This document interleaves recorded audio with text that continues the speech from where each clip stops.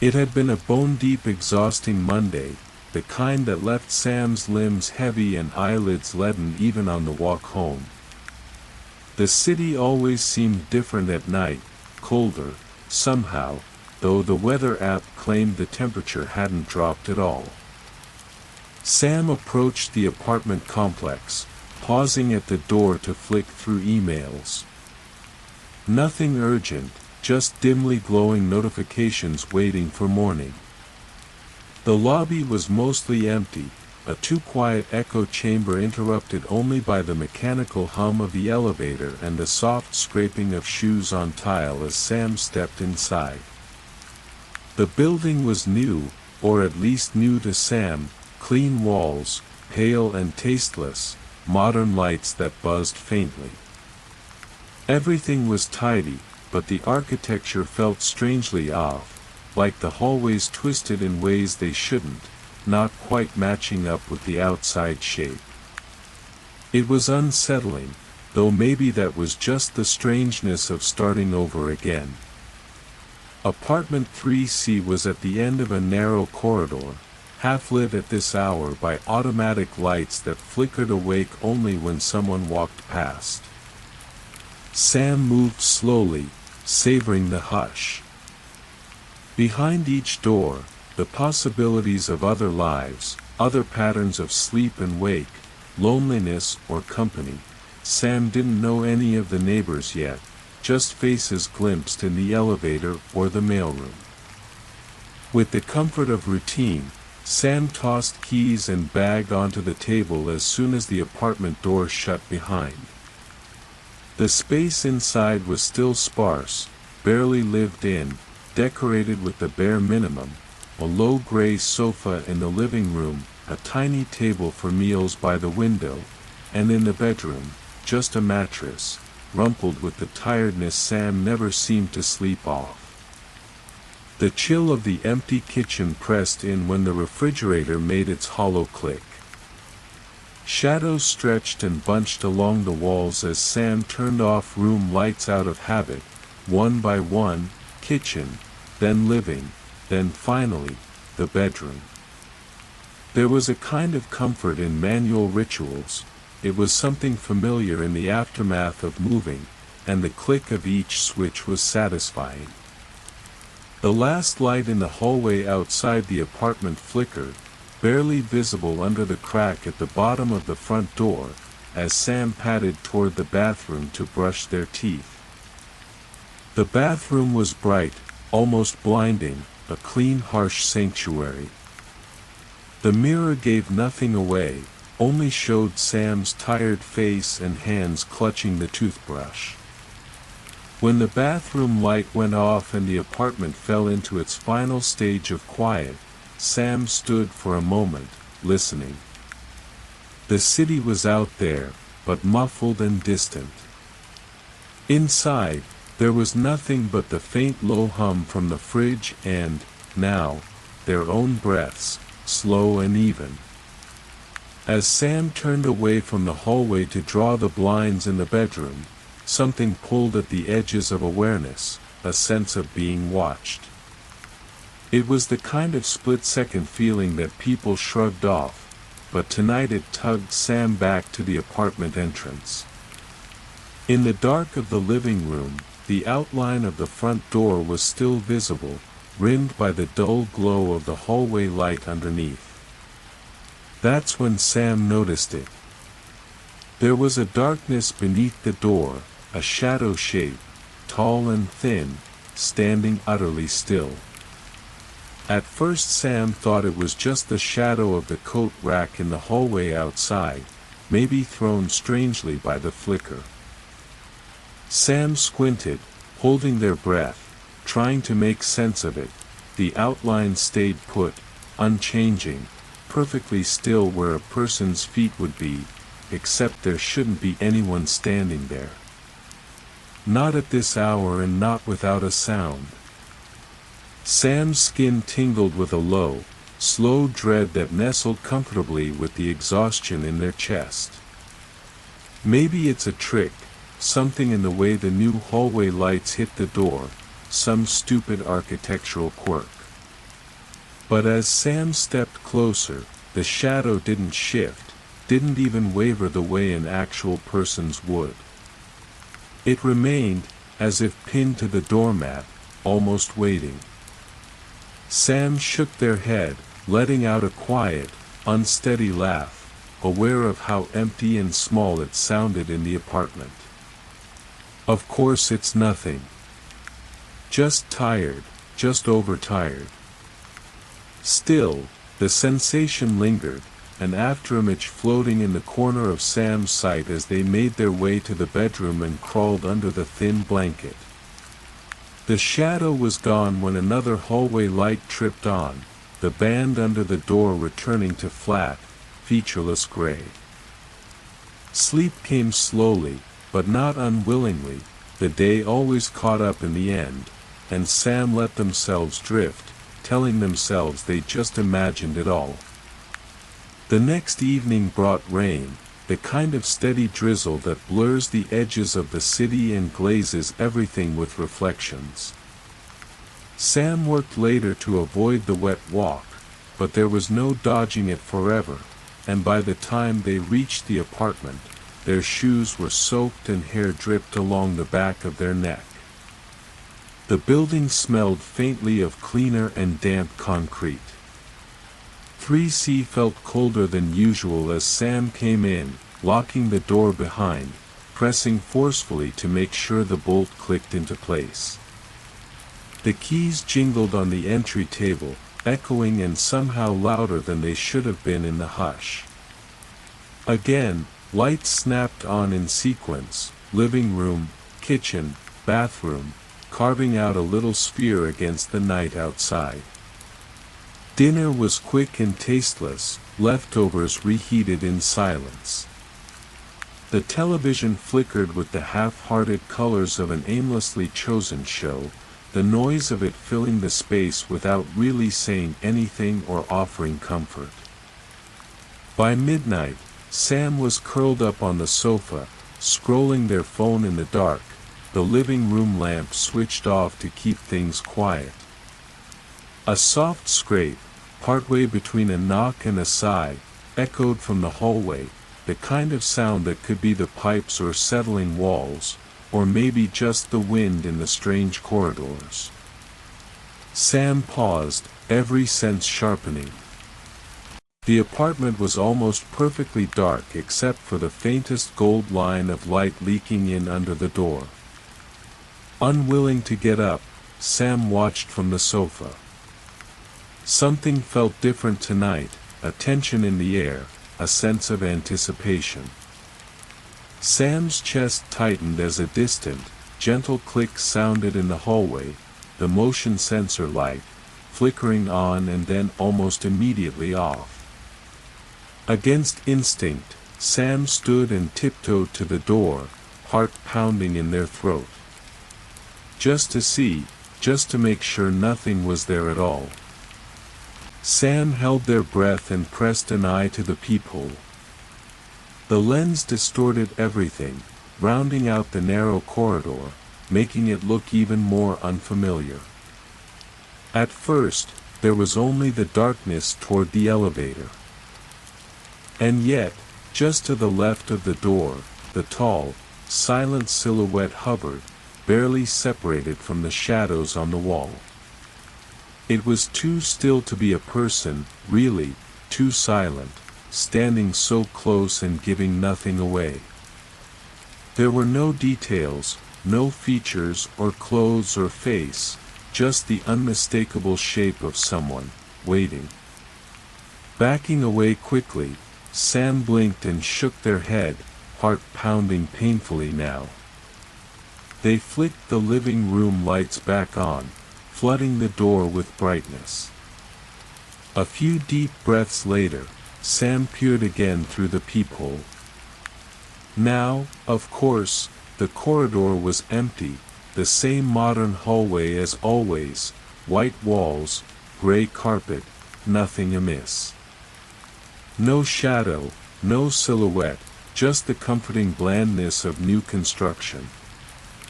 All the same, Sam undid the locks and rejigged them, twice, 3 times, just to be certain. The feel of the cold, solid deadbolt was reassuring for a moment. But it was only a moment. As Sam lay back down on the couch, the world outside seemed to press in a little more, as if the thin walls and door were less of a barrier than they should have been. Sleep that night was uneasy, the dreams thin and shifting, and every so often Sam woke and stared at the door, daring the shadow to return. Each time, the hallway was empty. But the feeling lingered, just at the edges of things, the sense that something was waiting out there as soon as the lights went off, content to stay only in the dark. And Sam, for all the comforting stories told to themselves, couldn't quite shake the certainty that tomorrow night, that presence would still be there, patient, silent, and unseen. When morning came, Sam barely remembered falling asleep. It felt like their mind had simply bowed out for a few hours, giving in to exhaustion for a brief, uneven rest. Dawn filtered through the blinds in thin lines, sketching white stripes across the living room floor. Sam found themselves lingering in bed, holding the sheets close to their chest, listening to the soft hum of the heater and the quiet hush beyond the window. They tried to recall the dream that had left them tense and restless, but nothing clear emerged, only vague shapes, gray and formless, pressing at the boundaries of memory. Getting out of bed was harder than usual. Sam's body ached from the way they'd curled up overnight. In the kitchen, they set the kettle on, the click and snap of the appliance sounding too loud for the stillness. Sam glanced at the front door, the same, closed, undisturbed. In daylight, it was nothing special. Just a door. White, plain, with its ridged patterns and shiny deadbolt, watching over the room like always. Nothing strange at all. Sam tried to breathe easier, convincing themselves that what they'd seen last night had just been a trick, imagination fueled by new walls and old fatigue. Still, as evening fell and the sun sank behind the city's tallest buildings, Sam felt a shimmer of dread gather behind their ribs. They didn't want to be caught off guard again. As an experiment, they decided, tonight, the apartment would be a beacon. Every light switch flicked on. The living room lamp, the bathroom light, even the above stove fixture, each one blinked to life until the space was bright and almost harsh. There. No shadows left for anything to hide in. Time moved slowly. The glare of the bulbs made Sam squint and rubbed at their temples. The walls seemed even starker under so much light, almost glaring back. Outside, the city glowed through the blinds, but it felt distant and unreachable. Sam tried to read, paced between the kitchen and the living room, picked at a lukewarm dinner that left their mouth dry. They watched TV, a show they barely followed, always glancing at the front door, half expecting it to open on its own. Hours dragged by. Nothing changed. There was no figure, no shadow at the threshold. The door stood quiet under the ceiling bulbs, flat and harmless. Sam almost laughed out loud at themselves, almost, but not quite. The memory of last night clung tight. This hypervigilance, though, made sleep seem impossible. Sam leaned against the sofa, letting their eyes close just for a moment, safe in the brilliance of artificial daylight. Unable to shake the tension, Sam did something they'd been putting off since moving in. They called their friend, Mara. The phone rang 3 times before Mara picked up, her voice slightly muffled as though she were half asleep. Sam. Everything okay? Sam hesitated, staring across the room at the lit door. Hey, yeah. Sorry if I woke you. I just haven't been sleeping well. Mara yawned audibly, then softened her tone. You settling in all right? It's probably just the change. Didn't you tell me the floor creaks at weird times? Sam gave a thin smile, pressing the phone close to their ear. Yeah. And the building's so quiet at night. Too quiet, maybe. I don't know. You should get some blackout curtains, Mara suggested. Those helped me in my old place. Or leave a lamp on. No harm in that. A pause grew between them. Sam toyed with the fringe of the blanket, thinking of all the things they could say, about the presence, about the way the darkness seemed to press in. But it sounded foolish, even inside their own head. Instead, Sam changed the topic, and let Mara's words pool in the background, grounding them with bits of normality, shared small troubles, work jokes, plans for a weekend coffee. The call ended, and Sam felt a little steadier, if not quite rested. Later, well past midnight, sleep refused to come. Every muscle in Sam's back felt tense as a coiled spring. Sitting on the floor beside the sofa, legs drawn to their chest, Sam watched the door. The light was unwavering, sharp and almost clinical. Half of their mind insisted that if they just kept the lights on, the night would slip past harmlessly. Still, there was something cowardly about it.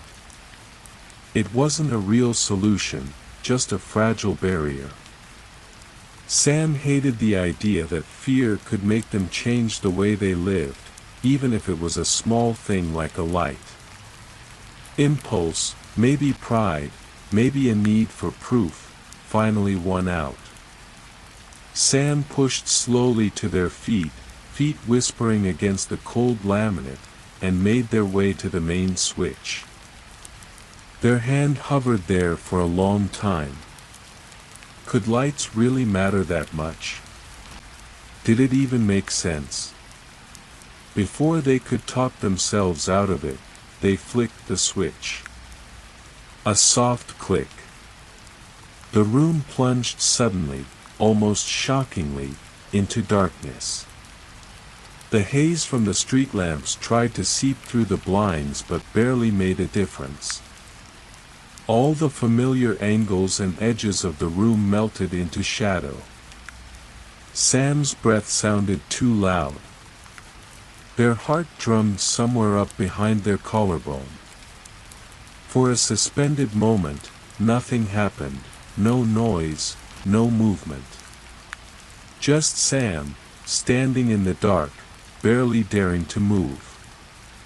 Their eyes, slow to adjust, skimmed along the wall and the empty sofas, tracing the edges of the furniture, the biggest shapes. The door looked different now, a tall, unlit rectangle, its surface lost in shadow, looking impossibly far away for such a small apartment. And then, as the seconds ticked by, something began to form. Not quickly. It was as though the darkness itself was thickening, coiling around the door, gathering into a distinct shape. Sam froze, mouth dry and palms clammy. Someone, or something, stood in the hallway just beyond the door. A figure, yet not fully there, made only out of the way the shadows curved and pressed together. Shoulders hunched, like they were pressing their ear to the very wood of the door. The shape was tall, with the impression of a bowed head, as though waiting for a sound from inside. Sam's breath caught. The air felt heavier now, thick, almost damp against their skin. Were those faint sounds? For a moment, it seemed as if a gentle shifting came from the other side. Not footsteps, exactly. More like the slow movement of something changing position, or the softness of clothing brushed by a careful hand. No voice, only stillness broken by a subtle, whispering scrape. Sam clamped a hand over their mouth, afraid the presence might hear even the smallest sound. Seconds ticked by. Sam couldn't move, couldn't even turn their head, terrified the figure would sense it. They wondered, were they the one being watched, or was this thing merely patient, expectant, wanting to be noticed? Finally, with legs trembling and ears ringing, Sam forced themselves to act. Their hand groped awkwardly behind their back, feeling for the switch. Eyes locked on the doorframe, they refused to blink. Light flooded the apartment in an instant. The sense of pressure collapsed into nothingness. The figure, the shadow, gone. Only the white door, blank and mute, illuminated in cold, unwavering light. Sam almost sobbed with relief. The sweat cooled on their skin. It felt just as empty, just as safe, as any other night. But nothing about it felt normal anymore. Sam didn't sleep. They sat up on the sofa, every light burning, staring at the door with raw, stinging eyes. The minutes trickled by in slow, stuttering increments. The city outside was silent, the hallway beyond their walls silent, but the memory of that invisible tension remained thick around them. Even with the safety of the lights, paranoia itched at the back of Sam's mind. Was it possible to stay awake until the sun came up? Would that make the presence vanish forever, or would it just wait for its chance? Sam's mind ran in slow, anxious circles.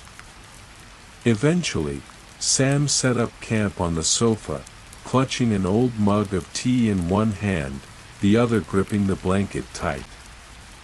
They promised themselves, no more darkness tonight. Just light, steady and sure. But doubts had begun to nest in their heart.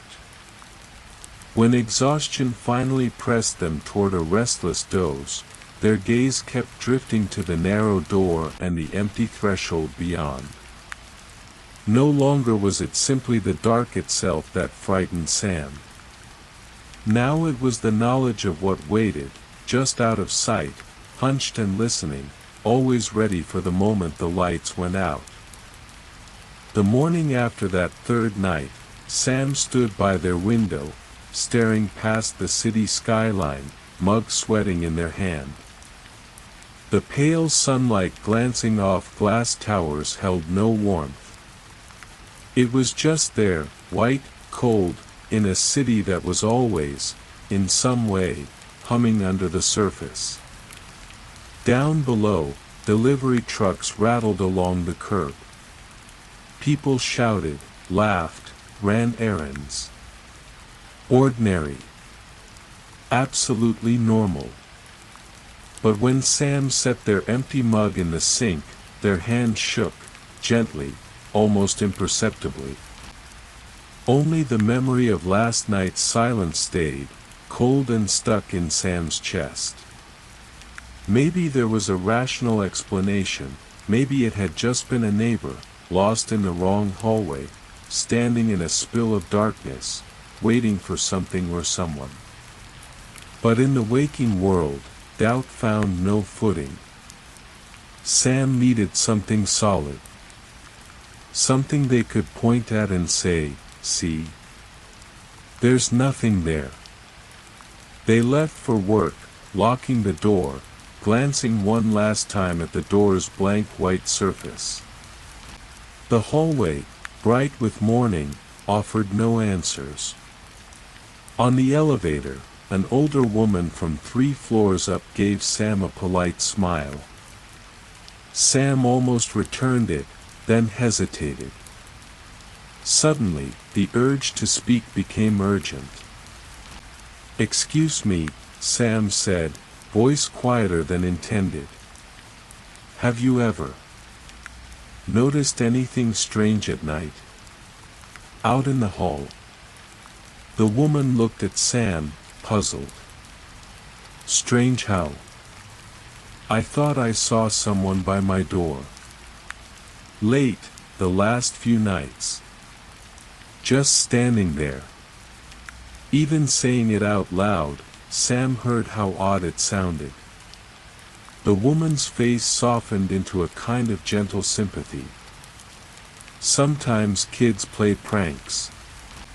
Or maybe it's someone waiting for a ride, sweetheart. These hallways are drafty, but at least they're dry." She shrugged, giving Sam a little nod as the doors slid open at her floor. "Try not to worry." But Sam did worry. It was easier, in the daylight, to believe those words. Upstairs, people laughed through doorways. Down the block, the cafe spilled music into the street. The everyday world refused to make room for Sam's creeping dread. Still, Sam checked the building's online portal during a slow afternoon. Residents could review security footage, just common spaces, the lobby, hallways, stairwells, and the area outside each apartment. It was grainy gray video, time-stamped, practical. Official. Sam scrolled through the feed, watching back the hours when the silent figure had stood, outside, they thought, by their door. Nothing. Sometimes a neighbor shuffled past after midnight. Once, someone wheeled a laundry basket down the hall. But there was no one, not when Sam had felt the watching. The camera outside 3C saw only emptiness, blank white door, soft spill of overhead light, nothing else. Sam stared at the screen, their own reflection ghosted against the monitor glass. Had they imagined it? The doubt gave some small comfort, but it fit poorly. That night, the feeling returned. The apartment itself was fine. Always the same, neat, a little empty, the sound of the fridge humming, the way the wind rattled the narrow kitchen window after midnight. Still, Sam found themselves glancing toward the front door every time they moved between rooms, unable to catch their breath all the way down. That door had started to seem thin. Less like a barrier and more like skin, permeable, soft in places, letting something through. Around 9, as Sam sat watching something on their laptop, rain started against the window in small, impatient drops. The lights above the kitchen flickered once. Twice. Then faded with a noise like breathing in. Darkness slid in, thick as cloth. The only light now was from Sam's laptop, blue-white, harsh. The apartment seemed to tilt and narrow. Shadows pooled at the edges of the room, at the corners of Sam's vision. The power had failed. Sam's chest tightened. All at once, each room felt smaller, flatter, and the shadows heavier. The silence grew close. Sam stood up, their breath fogging in the cold air. They wondered if it was colder, or if that was just nerves, but the difference seemed to matter less and less. They reached for their phone, but the battery was nearly dead. Its little light, when switched on, was barely enough to illuminate the space in front of them. Their eyes ached from squinting into the dark.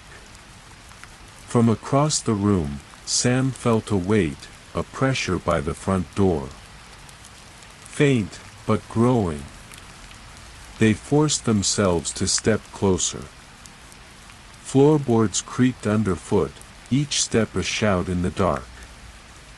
Sam stopped about an arm's length from the door, straining to hear anything over their own inhale, exhale. Then, from the other side, something else. A faint, desperate scratching, slow and dry against wood. Just once. Then again. Not a knock. Not anything deliberate. Just a noise that threaded itself through the silence and lodged deep in Sam's mind. Who's there? Sam's voice stuck, brittle in their throat. They coughed, tried again, softer, but the words evaporated as soon as they left Sam's mouth. For a moment, nothing.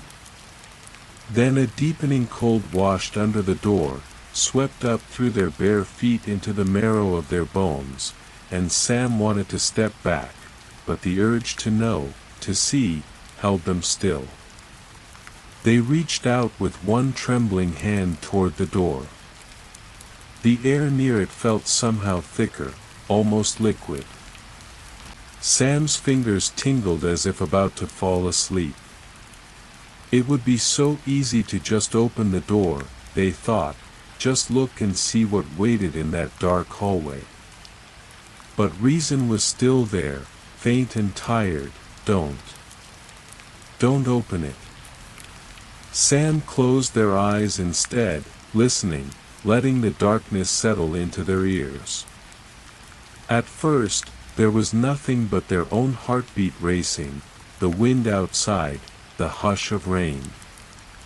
Then, very quietly, almost under the level of sound, came a whispering. Not words, just movement, a shifting like someone pacing or weaving just outside their perception. Something that was there only because the lights were out. Only because no eyes could see. Sam's thoughts unraveled, slipping into places that frightened them. What if there really was something that was excluded from the world of light? What if, in that small span between dark and illumination, something old and patient waited, existing only when no one dared to look? That thing outside. Not a person. Not really. The idea burrowed deeper. Maybe it didn't want to come in, maybe it was forced to stay just outside, kept out by brightness, summoned by absence. Was it lonely? Did it know Sam was there, breathing and scared, only a thin door apart? Sam pressed their hand flat to the wood, feeling the scratch of faint vibrations from the other side. The air seemed to pulse in time with their heartbeat. Their head filled with static. What had it been like when the previous tenants lived here? Had they heard this, too?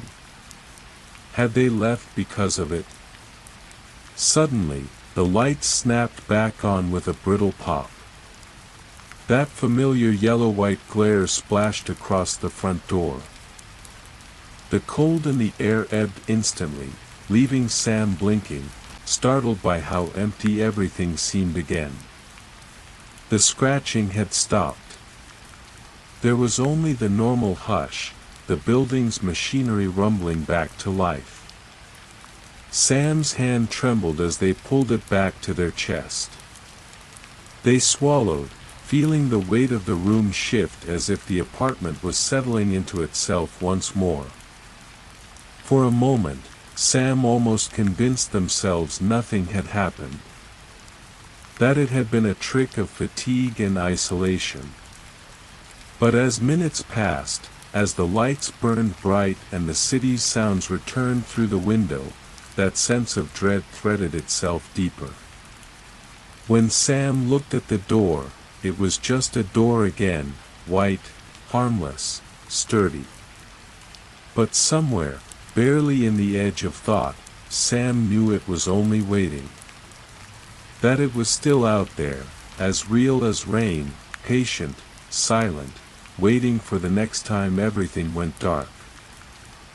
Sam did not sleep that Thursday. It was easier, somehow, to keep moving, drifting from kitchen to bedroom, then back, as the hours kept ticking by. The sun was stubborn about setting, bleeding behind the clouds above the city, trying desperately to hold the world together with its tired orange light. Sam watched it from the living room window, hands pressed into the cold ledge, tracing the city's jagged buildings.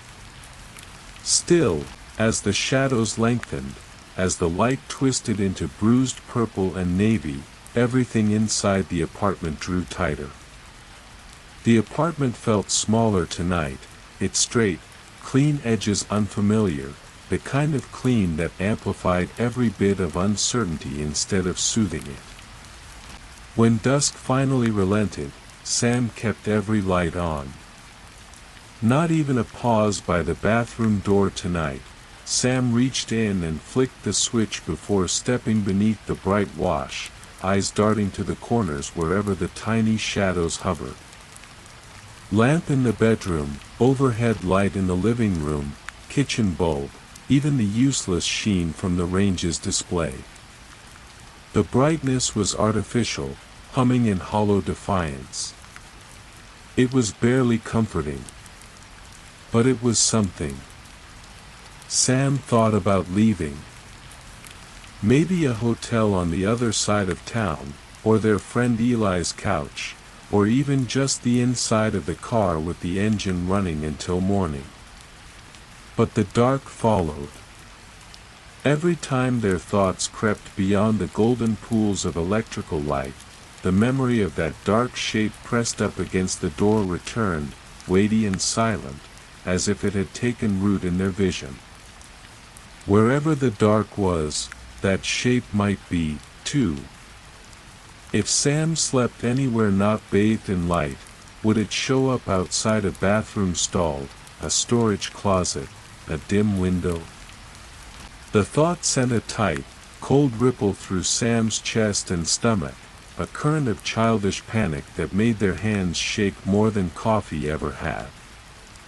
That night stretched. The city's usual soundtrack of distant honks and sirens faded behind the thick insulation of the apartment walls. Sam found themselves sitting on the living room floor, phone face down beside them, barely noticing the cool press of fake wood beneath their knees. The lights were winning, for now. There were no shadows thick enough to hide in, nothing but the simple edges of modern furniture, the neatness of a life hard-earned and carefully pruned. Still, every now and then, when a lamp buzzed, or the fridge's compressor clicked on, Sam's head would twist toward some imagined shift in the corner, waiting for movement that never quite came. Sleep pressed in at the edges. Not the sleepy warmth of comfort, but a tired chemical pull, a dull ache beneath the skull. Sam tried to ignore it. They scrolled endlessly on their phone, swiping through news, through pictures, through anything bright and normal. But after a while, even the images started to fail, faces online began to merge and swim, strangers' eyes stretched into dark pools, lips blurred into warped lines. Sam dropped the phone, pressing their palms into their eyes. The afterimage glowed, a white blob against darker clouds behind their lids. The shape in the dark of memory wouldn't leave. If Sam blinked too long, it loomed, solid as the locked door. Something inside the bulb of the living room lamp popped. The light flickered once, twice, and suddenly the lamp was dead, plunging half the room into an uncomfortable gray, the shadows immediately deeper, sharper at the edges. Sam drew in a sharp breath. The quiet in the apartment got heavier.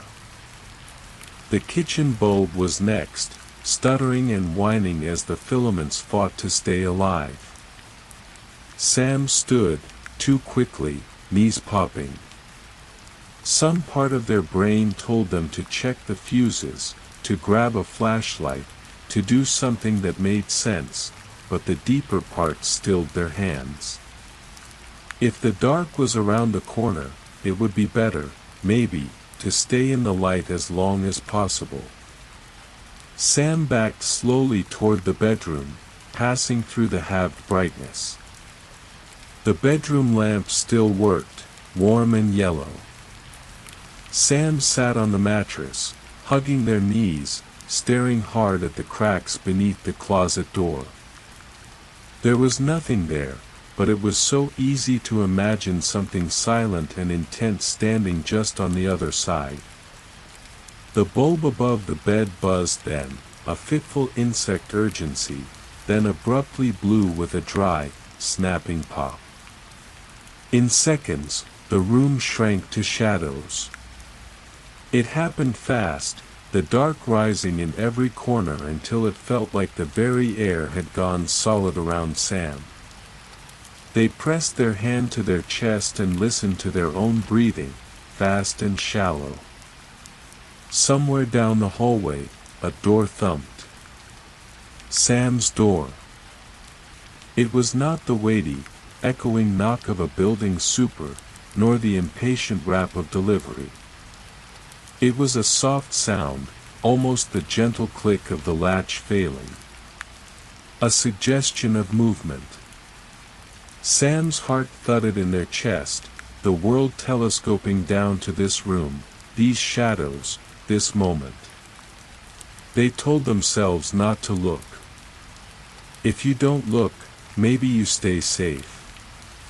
But the urge to know, to see, won out. Sam shuffled off the bed, bare feet silent on the cold floor, stepping carefully, holding their arms tightly to their sides as if to keep from splitting apart. The brightness from the bathroom, a small bulb still glowing, was the only flat plane of safety left. The rest of the apartment had gone dim, every contour blurred, except for the door at the end of the small hallway. The door was open. Not wide, maybe only a few inches. But open. Sam's fingers dug into their arm as they pressed themselves against the wall, breathing through their nose, trying to keep every sound scooped down and silent. Their brain ran through possibilities, a neighbor with the wrong key, a trick of wind. But no, they'd locked it, remembered the turn of the deadbolt, the reassuring thunk as it set. And now, there it was, ajar enough for a dark wedge to spill onto the carpet. Not outside anymore. The shape was inside. Sam felt it before they saw it, felt that presence, that thick, old darkness, older than the hallway, older than bricks and bolts and city lights. It pooled in the air, almost a taste, a sour, metallic tang on the tongue. Sam looked, just once, down the shadowed hall. And they saw it, not a person, not a shadow, but a darkness with the outline of a person, motionless, at the bend where the hallway met the entry. There were no eyes, no face, but every part of Sam's brain said, "It sees you." Sam could not move. Muscles locked in place, breath sharp and hot. The shape didn't lean forward or slip closer. It simply waited, as if it had always been here, and would always be wherever Sam was willing to look into the dark. Sam's mind worked, searching for anything to say, but nothing came. Words failed in this ancient silence, a language older than fear itself. The dark thing seemed neither angry nor pleased. It just was. A part of the night, a presence built into the bones of the world, visible only when the lights went out and someone, a person like Sam, decided to see it for what it was. Suddenly, the bathroom light flickered, the last circle of safety shrinking, as if demanding a choice: run, or face the thing that had been standing in the doorway for nights now, patient through every sunrise and set. Sam watched the flickering glow, the trembling walls, the shape unmoved. The boundaries between apartment and hallway, between inside and outside, dissolved further. Sam stepped backward, never looking away, the room narrowing until there was only Sam, the shadow, and the dim pulse of failing light. Standing there, in the half-dark, Sam understood something, that whatever this presence was, it did not want anything, not in the way people want, not in the way intruders or nightmares do. It only existed, anchored to Sam's line of sight, to the threshold where the night grew thick. It was old. It was patient. It belonged to the hours without light. As the final bulb in the bathroom gave one last gasp, the air vibrated with a silence so full that Sam's own heartbeat sounded impossibly loud. The door hung open, and the shape waited, and all Sam could do was breathe, letting the darkness curl gently around him while the city slept on behind thick curtains and cold, distant glass. Maybe, Sam thought, the only real terror was the fact they were never truly alone, not in any apartment, not in any city, not anywhere the dark could breathe. And as the last light went out, Sam realized the night was not empty at all. It was full of ancient things that waited in silence, for anyone willing, whether by accident or by choice, to see.